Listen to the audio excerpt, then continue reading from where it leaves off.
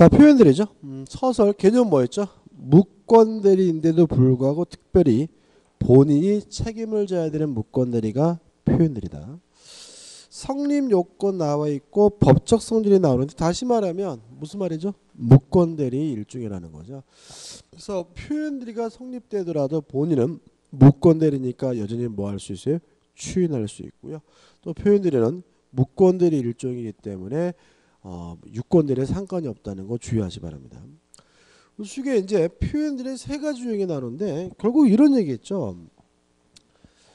무권대리인데도 불구하고 본인이 책임질 만하면 특별한 뭐가 필요하죠? 사유가 필요하다. 그래서 첫 번째 사유가 뭐냐면 대리권 수여의 표시에 의한 표현들이죠. 이런 얘기입니다. 갑이 을에게 대리권을 수여하지 않았어요. 그런데도 불구하고 병에게 을이 내 대리인이야라고 표시를 했다면 을에게 서로 대리권이 없더라도 누가요? 본인이 책임을 져야 되는데, 이게 뭐죠? 대리권 수여의 표시에 의한 표현들이고요. 주의할 점은 첫째, 요 표시할 때 꼭 대리인이라는 명칭을 쓰는 것은 아니다. 영업부장이다 상무와 같은 대리권의 존재를 추정할 수 있는 명칭을 쓰는 것만으로도 대리권 수요의 표시다. 두 번째 주의하실 점은 이러한 대리권 수요의 표시에 의한 표현들이가 성립되려면 상대방은 뭐 해야 되냐면 선의고 무과실해야 되고, 마지막으로 이거는 임의 대리에만 적용되고 법정 대리에는 있을 수가 없다. 이런 얘기거든요. 끝입니다. 그래서 의 나와 있고 요건 가 수권 사실의 통지 대리권 수요의 표시인데, 복잡하게 나와 있지만 맨 밑에 보시면, 밑에 두 번째 보시면 의사 표시가 아니라 관념의 통지고요. 명시적으로 해야 되는 것이 아니라 묵시적으로도 할 수가 있고요. 넘겨보시면 판례가 나오는데, 꼭 대리권 수요의 표시를 하기 위해서 꼭 대리인이란 명칭을 써야 되는 것은 아니고, 대리권의 존재를 추정할 수 있는 명칭을 쓰는 것만으로도 대리권 수요의 표시가 된다는 말이 나오죠. 나범 표시된 대리권 범위 내에서 행위를 해야 됩니다. 만약에 표시된 걸 넘으면 그때는 권한을 넘는 표현들이가 되고요. 다번 표시받은 상대방과 법률 행위를 해야 되고요. 라번 상대방은 선이고 무과실이고, 효과 무권들인데도 불구하고 본인이 책임을 지게 되고요. 적용 범위 임의 대리에만 적용되고 어디는요? 법정 대리에는 적용되지 않는다. 이렇게 되는 거죠. 그 다음에 두 번째는 뭐죠? 권한을 넘은 표현들이죠. 말 그대로 가지고 있는 권한을 넘은 경우에도 일정한 경우에는 본인이 책임을 지게 되는데, 따라서 권한을 넘는 표현들이 되려면 권한, 기본 대리권이 존재해야 되는데 뭐라도 상관이 없다. 종류 불문이죠. 따라서 부부간의 일상가사 대리권도 기본 대리권이 될 수가 있고요. 또 등기 신청과 같은 공법상 대리권도 기본 대리권이 될 수가 있습니다. 그다음 넘은 행위를 해야 되는데 이것도 뭐죠? 종류 불문이죠. 따라서 원래 가지고 있던 대리권과 실제 이루어진 행위가 비슷할 필요는 없고요. 전혀 이질적 행위는 상관이 없고요. 여기다가 상대방에게 대리권이 있다고 믿은 것에 대해서 뭐가 필요하냐면 정당한 이유가 존재해야 되는데, 정당한 이유는 선의 무과실을 말하고요. 언제 선의 무과실이 되냐면 대리 행위 시에 선의 무과실어야 합니다. 끝이죠. 다시 말씀드리면 가지고 있는 권한을 넘었고 상대방에게 대리권이 있다고 믿은 것에 대해서 정당한 이유가 있다. 선의 무과실이면 누가요? 본인이 책임을 지는데, 이게 뭐죠? 권한을 넘은 표현들이가 되는 거죠. 그래서 의 나와 있고 요건에서 갑은 기본 대리권이 존재해야 된다. 내용이 뭐겠습니까? 있기만 하면 뭐라도 상관이 없다 이런 얘기고 판례도 뭐죠? 같은 취지가 되겠죠. 넘겨보시면 납은 대리인이 그 권한 밖의 행위를 해야 되는데 판례 뭐죠? 종류불문. 원래 가지고 있는 것과 실제 이루어진 행위가 비슷할 필요는 없고 전혀 이질적 행위도 상관이 없고요. 답은 상대방의 정당한 이유는 선의 무과실을 말하고 판례는 언제 말하는 거냐면 대리행위 시에 선의 무과실이면 된다 이런 얘기죠. 효과 본인이 책임지고요. 적용 범위는 임의대리, 법정대리 모두 다 책임을 지게 됩니다. 우측에 판례가 나오는데요. 중요한 건 아닌데 여기서 한 가지만 신경 쓸 건 뭐냐면 세 번째 판례에서 1998년 3월 27일 판례 있죠. 이건 뭐냐면 이러한 표현들이가 성립되기 위해서 꼭 무권대리인이 직접 행위를 해야 되는 건 아니라는 겁니다. 사자나 복대를 통해서 행위를 한 경우에도 뭐가요? 표현대리가 성립될 수가 있다라는 판례입니다. 시험에 잘 나옵니다. 그죠? 다시 말씀드리면 표현대리가 성립되기 위해서 무권대리인이 직접 행위를 해야 되는 것은 아니고요. 사자나 복대를 통해서 행위를 한 경우에도 뭐가요? 표현대리가 성립되게 됩니다. 그 다음에 넘겨보시면 세 번째 표현들이 뭐가 나오죠? 대리권 소멸유의 표현들이죠. 이건 아주 간단합니다. 말 그대로예요. 대리권이 소멸이 됐고요. 이 대리권 소멸에 대해서 상대방이 만약에 선의고 무과실이라면 본인이 책임을 져야 되는데 이게 뭐죠? 대리권 소멸의 표현들인 거죠. 그래서 의 나와 있고 요건 나와 있고 효과 본인이 책임을 지고 적용 범위 뭐죠? 임의들이 법정들이 모두 적용되게 됩니다. 다 이쪽이죠. 근데 마지막으로 좀 조심할 것은 뭐냐면 만약에 표시된 것을 넘으면 이때는 뭐로 바뀌냐면 권한을 넘은 표현들이 바뀌고요. 소멸된 것을 넘으면 이때도 뭐죠? 권한을 넘은 표현들이로 바뀐다. 근데 마지막으로 표현들이가 성립이 되면 본인이 뭐 하게 되냐면 책임을 부담하게 되는데 전적으로 책임을 져야 되고요. 상대방에게 과실이 있더라도 과실상계할 수 없다는 것까지 꼭 기억해 두시기 바랍니다. 끝입니다. 우측 하단에 보시면 이제 표현대리 효과에서 1. 본인이 표현대리를 주장할 수 있느냐? 없다. 왜냐하면 본인이 표현대리를 주장한다는 말은 자신이 책임지겠다는 얘기고 책임지고 싶으면 뭐 하면 그만이에요? 추인하면 그만이니까요. 2번 무권대리로서의 효과 표현대리도 뭐의 일종입니까? 무권대리 일종이므로 본인이 추인할 수 있고 상대방은 최고할 수 있고 철회할 수도 있고요. 넘겨보시면 이제 정리하는 의미에서 뭐가 나옵니까? 대표 예제가 나오죠.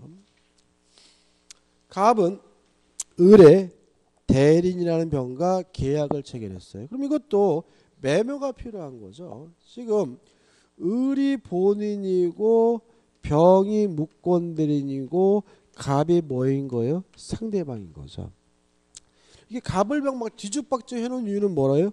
헷갈리라고 그런 거니까 넘어가시면 안 되는 거죠. 이렇게 메모하시고 1번 갑에 대하여 병에게 대리권을 수여함을 표시한 을은 그 대리권의 범위 내에서 병과 과실 없이 계약을 체결한 선의 갑에게 계약상 책임을 부담한다. 이게 뭐죠? 대리권 수요의 표시에 한 표현들이죠. 2번 을로부터 담보 설정 후 대리권을 수여받은 병이 갑과 매매 계약을 체결했어요. 그럼 이 사람은 원래 기본 대리권이 있는데 팔아먹었다. 권한을 넘은 것이고요.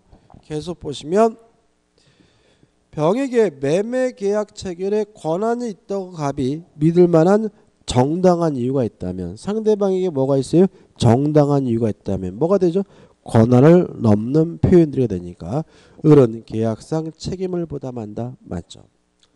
3번 판례에 따르면 부부관계에 있는 을과 병사의 일상가사 대리권을 기본 대리권으로 하여 권한을 넘는 표현들이가 성립할 수 있다고 한다. 맞죠? 권한이 있다면 그 기본 대리권은 뭐라도 상관이 없으니까요. 4번 병의 대리권이 소멸된 후에 이를 알지 못한 갑이 과실 없이 병과 계약을 하였다면, 다시 말하면 대리권이 소멸됐고 상대방이 선이고 무과실이면 대리권 소멸 후에 표현들이가 성립되니까 을은 계약상 책임을 진다. 맞죠? 5번 판례에 따르면 표현들의 경우 을은 언제나 계약상 책임을 전적으로 부담하는 것은 아니며 가령 갑에게 과실이 있다면 을의 책임을 경감할 수 있다고 한다. X죠. 과실 상기할 수가 없습니다. 표현들이 성립된다면 본인이 전적으로 책임을 져야 되고요. 깎을 수가 없기 때문에 답은 뭐죠? 5번이 됩니다. 자, 이렇게 지금 대리가 끝났고요. 이제 무효와 취소로 갑니다. 페이지 160페이지죠. 일단 무효는 뭐죠? 성립은 했지만 아무런 효과가 없는 게 뭐죠? 무효고요. 취소는 뭐냐 하면 일단은 유효한 법률 행위를 취소하게 되면 소급해서 무효화가 되는 게 뭐죠? 취소거든요. 따라서 취소할 수 있는 법률 행위는 일단은 유효한데 취소하면 무효로 바뀐다. 무효로 뒤바뀔 가능성이 있기 때문에 뭐냐면 유동적 유효가 되는 거죠. 그죠? 따라서 예를 들어 가지고 사기에 의한 의사표시는 무효다 그러면 X예요. 왜? 사기에 의한 의사표시는 뭐 할 수 있어요? 취소할 수 있고 취소는 뭐죠? 유동적 유효니까요. 그죠? 그러면 이제 우리가 내용을 알 수 있어요. 자, 2번 무효와 취소의 차이, 본질상의 차이. 처음부터 아무런 효과가 없는 건 뭐예요? 무효. 일단은 유효한 것은 뭐예요? 취소. 이렇게 되는 거죠. 2번 소송상의 차이. 자, 무효는 처음부터 아무런 효과가 없으니까 누가 주장하지 않아도 무효인 거죠. 근데 취소는 일단은 뭐예요? 유효한 것이니까 취소한다고 해야 법원은 취소임을 뭐죠? 고려해서 재판을 하게 되고요. 3번 보종상의 차이인데 한 번 무효면 영원히 무효입니다. 다시 말하면 무효는 시간이 경과된다 그래서 유효로 뒤바뀌는 경우는 없는데 취소는 취소권의 행사 기간에 제한이 있기 때문에 일정 기간이 지나면 더 이상 취소할 수 없다.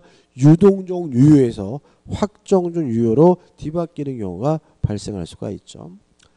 그 다음 우측에 무효와 취소의 인정기준과 원인이 나오는데 인정기준 뭐 의미 없고 원인은 무효 사유와 취소 사유가 나오는데 일반적으로 우리가 다 뭐죠? 배운 것들이죠. 한번 보시기 바라고 바로 넘기셔서 이제 뭐로 가는 거죠? 무효로 가는 거죠. 자, 서설 무효의 성립은 했지만 아무런 효과가 없는 게 뭐죠? 무효다. 효과 따라서 무효면 이행할 필요가 없고요. 이행하지 않더라도 책임지지 않고요. 다만 이행한 것이 있다면 부당이득으로 뭐 하게 돼요? 반환하게 되는데 다만 무효의 원인이 반사회적이면 불법 원인급여면 뭐 할 필요 없죠? 반환할 필요가 없다. 그죠? 그 다음에 제3자에 대한 관계인데 원칙이 뭐죠? 절대적 무효입니다. 따라서 제3자는 선이라 하더라도 뭐 하지 않아요? 보호하지 않아요. 다만 예외적으로 비진입 표시와 통정 허위 표시만 선의 제3자에게 대항할 수 없다. 비진입 표시와 통정 허위 표시만 제3자가 선이면 뭐 하게 돼요? 보호하게 되는 거죠. 대표적 풀어볼까요? 선의 제3자에게 대항할 수 없는 경우를 모두 표시한 것은 그러면 선의 제3자가 보호되는 경우를 찾으라는 얘기잖아요. 1번 의사무능력자로서의 무효. 무효는 절대적 무효입니다. 제3자가 선이라 하더라도 뭐 하잖아요? 보호하지 않아요. 2번 행위무능률의 취소. 이것도 제3자 보호하지 않습니다. 디귿번 원시적 불능으로 무효. 무효는 절대적 무효가 원칙입니다. 제3자는 선이라 하더라도 뭐 하잖아요? 보호하지 않아요. 다만 무효의 경우에 예외적으로 선의 제3자를 보호하는 건 두 가지죠. 리을번 허위 표시가 무효인 경우, 미음번 비진위 의사 표시가 무효인 경우죠. 그 다음에 마지막으로 비읍번 사기 강박에 의한 의사 표시는 취소할 수 있지만 선의 제3자에 뭐하지 못해요? 대항하지 못하므로 답은 뭐죠? 4번이 되는 거죠. 그 다음에 우측에 보시면 이중효 문제가 나왔는데 이런 문제입니다. 예를 들어 가지고 갑이 5살 먹은 꼬마인데 을과 만나 가지고 매매 계약을 했어요. 그러면 5살 먹은 꼬마는 미성년이니까 미성년이란 이유로 요 매매 계약을 뭐 할 수 있겠어요? 취소할 수 있겠죠. 근데 5살 먹었다면 명백히 뭐이기도 한 거죠? 의사무능력자이기도 한 거죠. 다시 말하면 요 5살 꼬마의 매매 계약은 의사무능력자의 법률행위로서 뭐이기도 한 거죠? 무효이기도 한 거죠. 그러면 5살 먹은 꼬마가 매매 계약했다는 이 한 가지 법률행위에 대해서 취소 사유와 무효 사유 두 가지가 동시에 존재하게 되는데 이때 갑은 아무거나 선택해서 주장하면 된다. 취소라든 무효라든 누구 마음이요? 갑 마음인 거다. 이걸 우리가 무효와 취소의 뭐죠? 이중효라고 합니다. 무효의 종류 제3자를 보호하지 않는 무효가 절대적 무효, 선의 제3자를 보호하는 무효가 상대적 무효인데 뭐가 원칙이죠? 절대적 무효가 원칙이다. 다만 예외적으로 비진위 표시와 통정어휘 표시만 상대적 무효죠. 2번 당연 무효 재판상 무효인데 말뜻은 재판을 통해서 주장해야지만 무효가 되는 게 뭐죠? 재판상 무효거든요. 근데 우리 교재 예가 회사 얘기가 나왔잖아요. 상법 얘기입니다. 민법에는 재판상 무효가 없습니다. 따라서 우리는 앞으로 무효는 주장하지 않아도 당연히 뭐죠? 무효인 거죠. 그 다음에 3번 전부 무효 일부 무효에서 137조가 나오죠. 넘기자마자 보통 볼게요. 법률행위의 일부분이 무효인 때는 그 전부를 무효합니다. 이게 원칙인 거죠. 예를 들어서 땅을요 A 토지를 사고 B 토지를 샀어요. 근데 A 토지에 대한 매매가 무효임이 밝혀지면 일부가 무효하면 뭐예요? 전부가 무효니까 뭐까지 무효인 거죠? B 토지까지 무효다. 이게 뭐죠? 원칙인 거죠. 항상 그러느냐? 계속 보시면. 그러나 그 무효 부분이 없더라도 법률행위를 하였을 것이라 인정될 때는 나머지 부분은 무효가 되지 아니한다. 무슨 말이죠? 만약에 A 부분이 없으면 B라도 샀을 것 같아요. 다시 말하면 A 부분이 없더라도 B라도 샀을 것이라는 가상적 의사가 인정되면 이때는 전부마가 무효가 되는 것이 아니라 일부만 A 토지만 뭐가 돼요? 무효가 된다는 거죠. 다시 말하면 A가 무효면 B 토지까지 싹 무효가 되는 것이 뭐죠? 원칙이지만 A 부분이 없다면 B 토지라도 뭐요? 살려고 하는 의사가 인정되는 경우는 일부만 무효가 됩니다. 뭐 이런 얘기죠. 옷가게 가가지고요 상의하고 바지하고 두 개를 샀어요. 근데 상의 매매가 무효라고 밝혀졌어요. 그러면 뭐까지 무효인 것이 원칙입니까? 바지까지 무효인 것이 뭐죠? 원칙이라는 거죠. 근데 다만 이 사람이 나 그러면 바지만 살게요. 다시 말하면 상의가 무효라면 바지만 살 거라는 뭐가 인정돼요? 가상적 의사가 인정되면 그때는 상의만 무효고 뭐죠? 바지는 뭐 할 수도 있어요? 유효할 수도 있다. 이런 얘기인 거거든요. 넘겨보시면 이제 1번 전부 무효가 뭐죠? 원칙이다. 2번 일부 무효에서 예외적으로 일부가 무효가 되는 경우가 있을 수 있는데 나번해가지고 일부 무효의 요건에서 1. 이체성과 분할 가능성이죠. 이 분할 가능성을 보통 시험 문제에서는 가분성 이렇게 나와요. 가분성. 뭐예요? 분할이 가능하다. 가분성. 다시 말하면 A 토지와 B 토지를 뭐 할 수 있어야 돼요? 분할할 수 있어야 되죠. 상의와 바지를 뭐 할 수 있어야 돼요? 분할할 수 있어야 되겠죠. 거기다가 2번 당사자의 의사 없더라도 법률행위 하였을 것이라는 가상적 의사가 인정되면 예외적으로 뭐죠? 일부만 무효가 되는 경우도 있다. 우측에 판례는 뭐겠어요? 이런 거죠. 건물과 토지를 함께 샀어요. 근데 토지 매매가 무효라고 밝혀졌다면 뭐까지 무효인 거죠?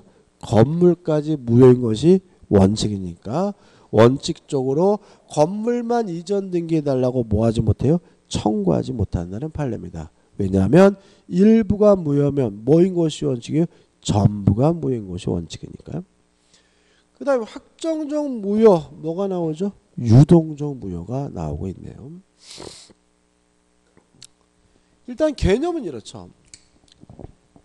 지금은 무효지만 일정한 요건을 갖추면 유효로 뒤바뀔 가능성이 있는 이 무효를 뭐라 그러냐면 유동적 무효라고 합니다. 그러면 유동적 무효가 뭐가 있느냐? 하나 했습니다. 무권 대리는 대표적인 뭐죠? 유동적 무효예요. 왜냐하면 무권 대리 행위가 이루어지면 본인의 입장에서 일단 뭐죠? 무효지만 본인이 뭐하면요? 추인하게 되면 소급해서 뭐가 돼요? 유효가 되니까 대표적인 뭐죠? 유동적 무효고요. 우리 공인중개사 치면 이런 게 나왔어요. 학교 기본재산의 처분입니다. 별걸 또 다 했는데 이런 얘기거든요. 예를 들어 가지고 제가 재단 이사장이거든요. 근데 아침에 출근하면서 뭐하러 이 짓 하지 하는 회의감을 느껴서 운동장 팔고 건물 파고 팔아버리면 아이들이 학기 중에 길거리에 나앉게 되죠. 그러면 뭐예요? 누구부터 잘립니다? 교육부 장관부터 잘리겠지, 그죠? 뭐 정부는 뭐 좀 대모할 거 아니에요, 그죠? 그래서 법에 어떤 규정이냐면 이 학교 지번 재산을 처분하려면 교육장 등으로부터 허가를 받아야 된다라고 규정을 두고 있어요. 따라서 허가를 안 받으면 일단 뭐 했다가요? 무효였다가 나중에 허가를 받으면 뭐로 바뀌어요? 유효로 바뀌니까 이것도 뭐죠? 대표적인 뭐죠? 유동적 무효죠. 이게 나왔으면 또 이게 나올 수도 있어요. 세 번째, 불교 재산의 처분입니다. 제가 불국사 주지스님이거든요. 어젯밤 고스톱을 쳤는데 돈 많이 잃었어요. 그래서 아침에 나와가지고 어떻게 해요? 다보탑 팔고 석가탑 팔고 그러면 안 되겠죠. 따라 이것도 불교 재산을 처분하려면 교육장 아니 문화재청장에 뭐가 필요해요? 허가가 필요하거든요. 따라서 허가가 없으면 일단 뭐였어요? 무효였다가 나중에 허가를 받으면 뭐로 바뀌어요? 유효로 바뀌니까 대표적인 뭐죠? 유동적 무효입니다. 이런 것까지 낼까 싶었는데 그 다음에 네 번째로 정지 조건이죠. 기억나시죠? 정지 조건이란 현재 뭐가 없어요? 효과가 없지만 조건이 성취가 되면 비로소 효과가 생기니까 대표적인 뭐죠? 유동적 무효고요. 다섯 번째 시기부 법률행위 일단은 뭐죠? 무효인데 기한이 도래하면 효과가 생기니까 대표적인 뭐죠? 유동적 무효죠.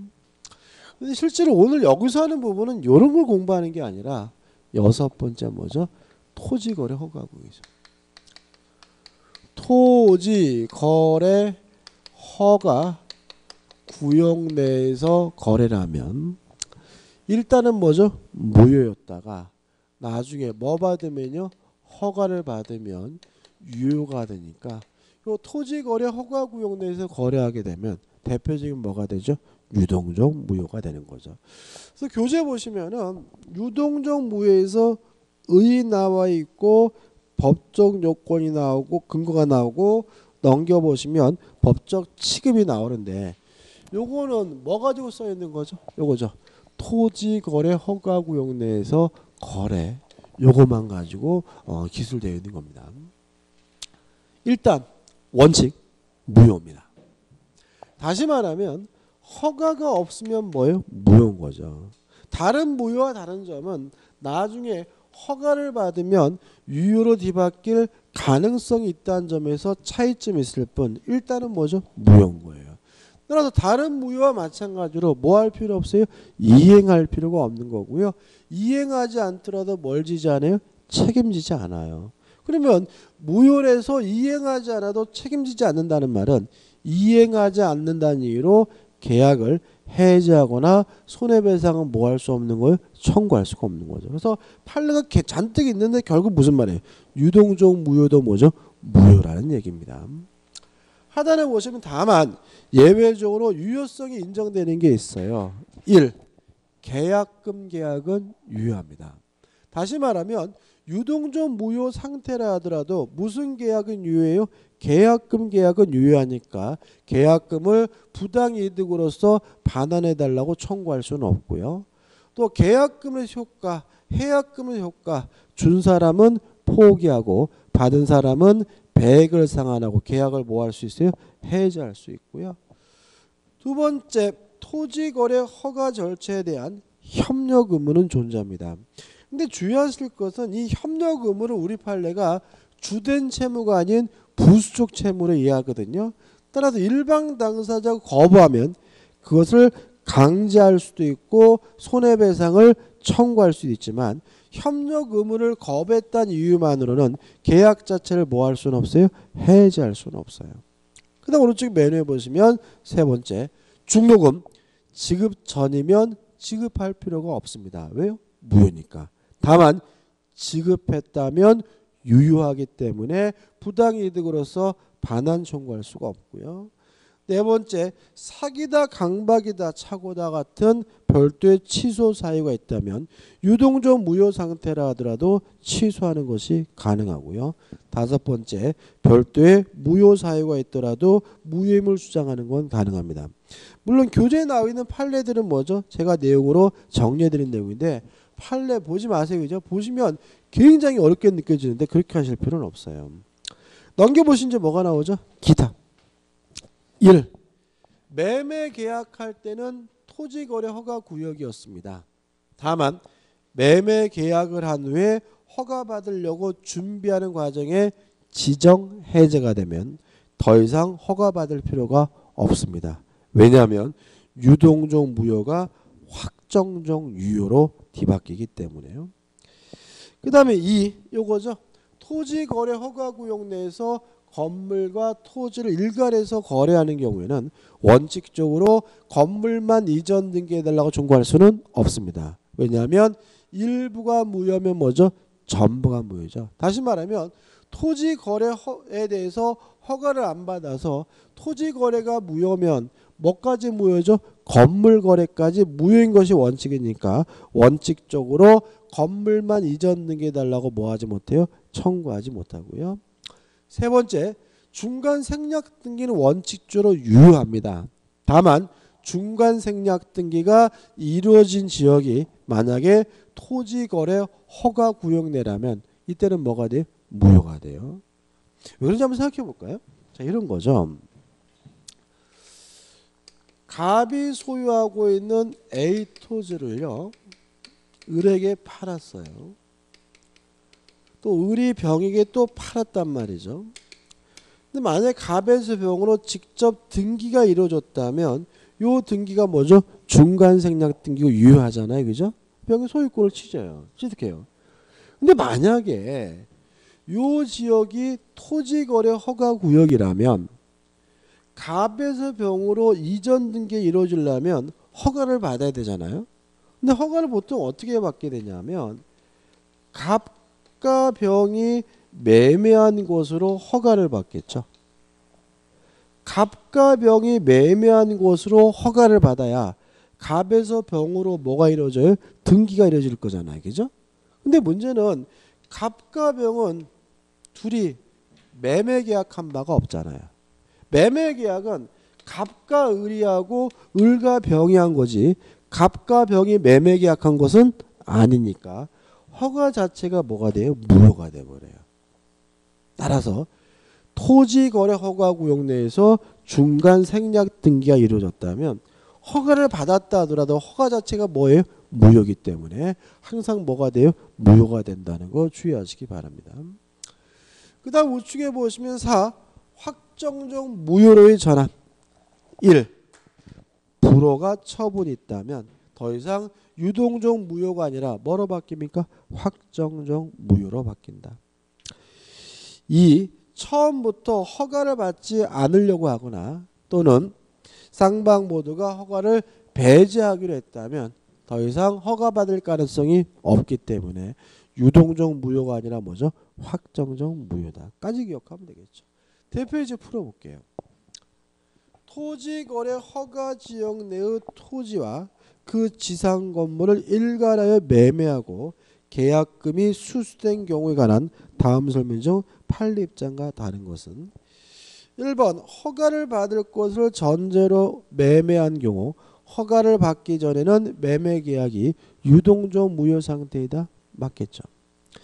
2번 유동적 무효 상태에 있는 거래계약 당사자는 상대방이 그 거래계약의 효력이 완성되도록 협력할 의무를 이행하지 아니한 경우 거래계약을 해지할 수 있다. X. 협력 의무는 주된 채무가 아니라 뭐죠? 부수적 채무이기 때문에 강제할 수도 있고 손해배상도 청구할 수 있지만 협력 의무를 거부했다는 이유만으로는 계약 자체를 뭐 할 수는 없어요? 해지할 수는 없습니다. 3번 유동적 무효 상태에서는 원칙적으로 계약금의 반환을 청구하지 못해요. 왜요? 계약금 계약은 뭐예요? 유효하니까요. 4번 허가구역 지정의 계약 체결 후에 해제되면 당해 계약은 확정적으로 유효가 된다. 맞죠? 따라 더 이상 뭐 받을 필요 없죠? 허가 받을 필요가 없고요. 5번 특별한 사정이 없는 한 토지거래 허가가 있기 전에는 매수인은 건물만의 소유권 이전 등기를 청구하지 못한다. 맞죠? 왜요? 일부가 무효면 전부가 무효인 것이 뭐죠? 원칙이니까요. 넘겨보시면 이제 뭐가 나오냐면 무효행의 전환이 나와요. 일단 무효행의 전환이라는 것은 뭐냐 하면 무효인 법률행위가 유효한 다른 법률행위로 뒤바뀌는 걸 우리가 무효행위의 전환이라고 합니다. 의 나와 있고요. 전환의 요건이 나오는데 특별한 건 없어요. 1. 무효인 법률행위가 2번 다른 법률 요건을 구비하고 3번 그러한 법률행위가 무효인 줄 알았다면 다른 법률을 하였을 것이라는 가상적 의사가 인정된다면 무효행위 전환이 인정이 되고요. 4. 단독행위에 대한 전환도 우리 판례가 인정하고 있고요. 그 다음에 뭐죠? 3에서 전환의 모습이 나죠. 이게 중요합니다.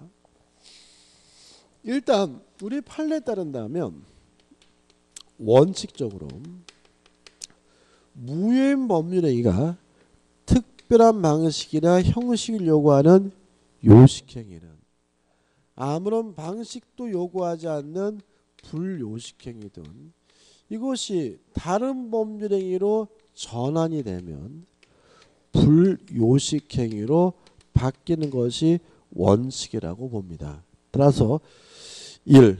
불요식행위로의 전환은 가능하고도 뭐죠? 유효한 겁니다. 근데 주의하실 것은 불가능한 경우가 있어요. 뭐냐면 무효인 불요식행위가 유효한 요식행위로 전환되는 것은 뭐 할 수 없냐면 존재할 수가 없습니다.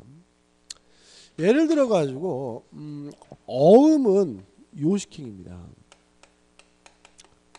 왜냐하면 어음은 어음용지에 뭐죠? 작성해야 되는 거니까요. 근데 이 어음을 만약에 A4 용지에다 작성해 가지고 어음으로서는 무효인데 아무런 의미가 없느냐? 차용증으로서는 뭐 할 수 있냐면 유효할 수가 있어요. 다시 말하면 그 사람한테 받을 돈이 있다는 사실을 입증하기 위한 자료로서는 뭐죠? 충분한 거죠. 근데 뭐는 안 되냐면 거꾸로는 안 된다. 무효인 차용증이 뭐로 바뀔 수는 없어요? 어음으로 뒤바뀌는 경우는 있을 수가 없다. 다시 말하면 무효인 불요식행위가 뭐로 바뀔 수는 없어요? 유효한 요식행위로 바뀔 수는 없습니다.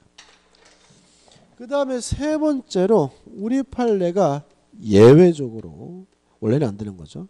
무효인 요식행위가 유효한 요식행위로 전환되는 것을 몇 가지 인정하고 있습니다. 여기도 이제 두 가지를 적을 거예요. 자, 이런 겁니다. 타인의 자를요, 남의 자식을 친자로 입자시켰어요. 무효입니다. 그럼 그 아이는 아무것도 아니냐? 이 문제에 대해서 우리 판례는 양자 입적으로서는 유효하다는 게 판례 입장입니다. 다시 말하면 무효인 요식행위가 유효한 요식행위로 바뀐 거죠. 또 혼인 외의 출생자를 친자로 입적시키는 것은 무효입니다. 아무런 의미가 없는, 지금 제가 이렇게 흘려 쓰는 이유는 뭐예요? 적지 말라는 얘기입니다. 그죠? 중요하지 않아 이건요. 그죠? 출생자는 친자로서는 뭐죠? 무효인데 아무런 의미가 없느냐? 인지로서는 유효합니다. 다시 말하면 자기 자식임을 뭐예요? 인정한 것으로 본다는 거죠.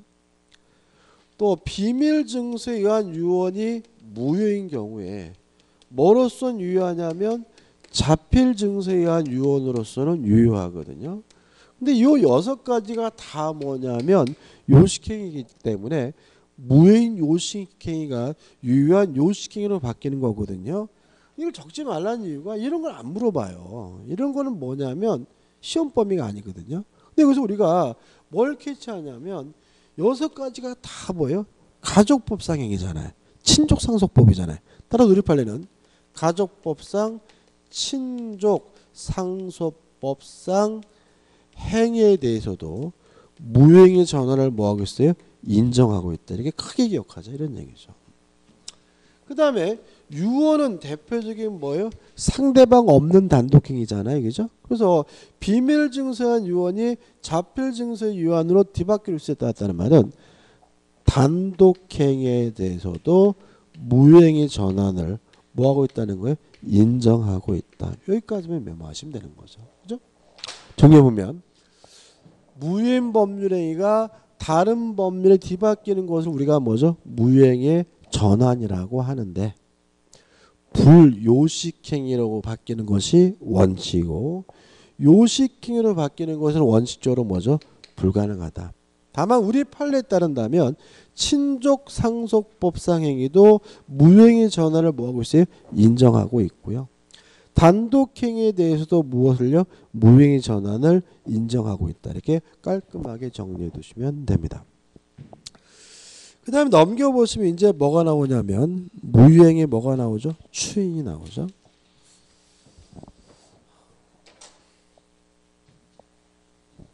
이것도 좀 정리를 좀 해야 돼. 이건 좀 메모 좀 하셔야 되는데.